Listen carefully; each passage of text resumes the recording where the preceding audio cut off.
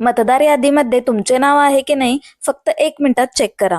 मतदान कार्ड हरवले आहे आणि इपिक नंबरही तुम्हाला माहिती नाही तर काळजी करू नका. मी तुम्हाला मोबाईलवरून तुमचे नाव मतदान यादीमध्ये आहे किंवा नाही हे कसे चेक करायचे ते मी या व्हिडिओमध्ये तुम्हाला दाखवणार आहे. प्ले स्टोअर मधून ECINET हे इलेक्शन कमिशनचे अधिकृत ॲप आहे, हे डाउनलोड करून घ्या. डाउनलोड करून घेतल्यानंतर मोबाईल नंबर आणि OTP टाकून लॉग इन करून घ्या. Search your name in voter list मध्ये जा.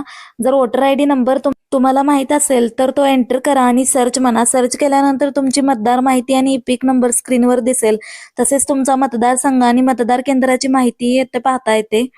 जर वोटर ID नंबर माहित नसेल तर पुढे सर्च बाय डिटेल्स मध्ये जा. त्यामध्ये तुमचे नाव, तुमच्या रिलेटिव्हचे नाव, तुमची जन्मतारीख, स्टेट सिलेक्ट करा, जिल्हा सिलेक्ट करा आणि सर्च म्हणा. इथे देखील तुम्हाला माहिती मिळेल.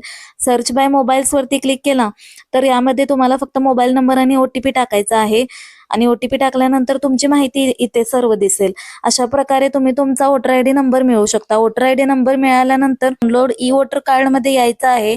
तुम्हाला तिथे mobile number, voter ID number आणि OTP टाकल्यानंतर तुमचं कार्ड डाउनलोड होईल. ही माहिती तुम्हाला उपयुक्त वाटली असेल तर तुमच्या मित्रांसोबत शेअर करा आणि डिजिटल भाग्यश्रीला फॉलो करायला विसरू नका.